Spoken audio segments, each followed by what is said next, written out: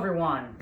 So I haven't done one of these type of videos in a while, in quite a long while actually, but we just so happen to be doing some much needed kind of cleaning up, organizing, straightening around the house and garage area.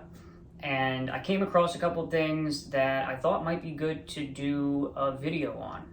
So what I have here is some supplies, not really organized, and then a couple things that I've already kind of semi-made up, but I still need to finish making up. This one is a little bit more cluttered than I'd like it to be. You can still pick it up and it's balanced, and then if you just remove this, it's easy access to everything, really. But before I get too far ahead of myself, what we have here is failure to communicate. Basically tool buckets or supply buckets, toolboxes, whatever you want to call it. I've made up several of these in the past. The ones that I'm making up here today are for paint touch-ups and drywall. Minor paint touch-ups, caulking, and drywall repairs. A paint or drywall bucket. This one is like a soft goods toolbox or tool bag, which I like better than like the hard, like metal toolboxes, just because they're loud and they clank around and they rust over time and stuff like that and have other issues. I'm going to take the rest of these supplies that are random. I say random, but they do all relate to paint. Finish making up this tool bag here, and then also I'm going to kind of give an overhead view just so you can get a look at this finished one. Really, you can apply this to anything.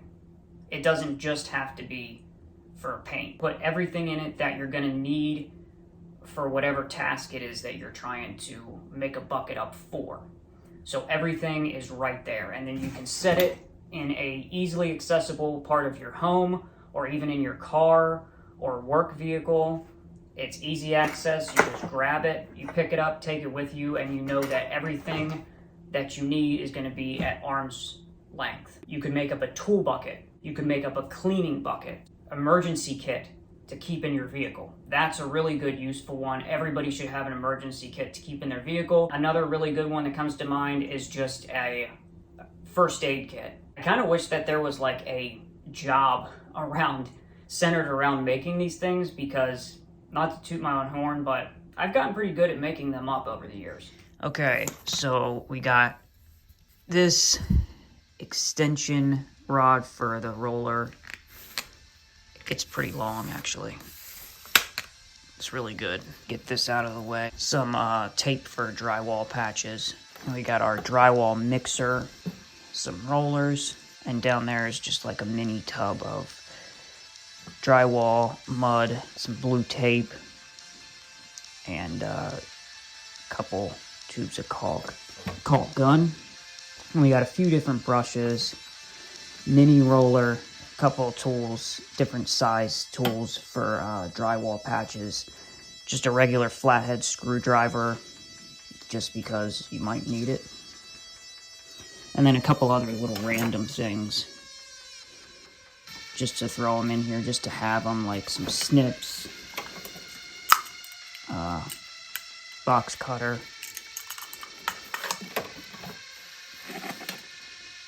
you know, stuff like that. And then got a pack of the mini rollers for this,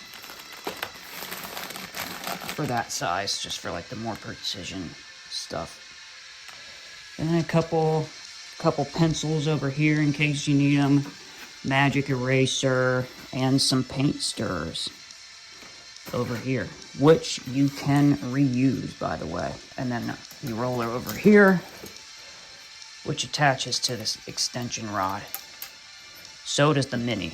They will both fit on the extension rod. So yeah, this bucket is all made up. You just pick it up, ready to go. So here we have our second toolbox.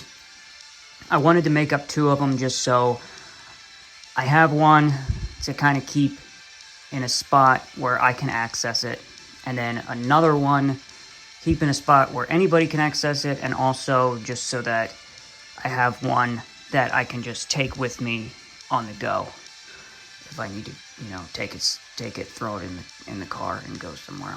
And then over here, I just have like a thing of like random stuff that we got out of storage when we were kind of cleaning and straightening that I want to add to this one to kind of finish it up and complete it.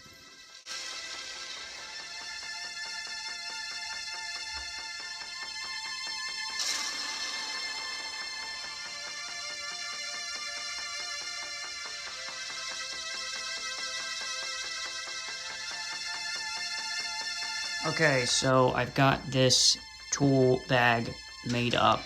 It's pretty much like the first one, except different type of carrying case. Replacement paint rollers in there.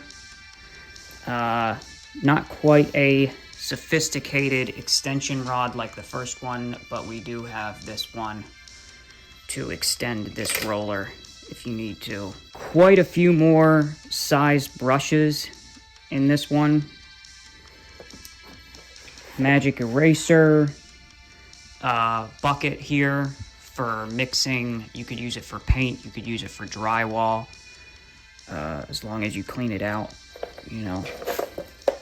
And then down in here, I have all the different sizes for mixing and doing drywall patches.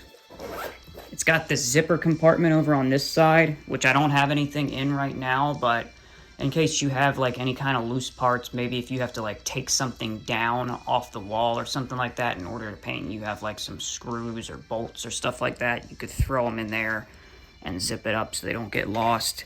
Got a little bit of WD-40 over here, some goof off here, some different sanding equipment, like those sanding sponges, and then like some regular sandpaper over there, some wood glue, caulk gun, and then some shoe booties in here, and some more paint stirrers.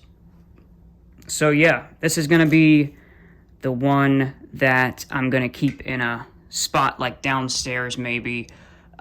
So I have one that's accessible to everybody in the house, as well as to have one to like throw in the car and go.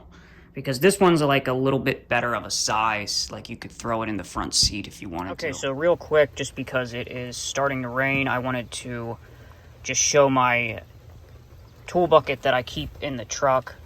It's just like a general purpose tool bucket, which I kind of need to reorganize.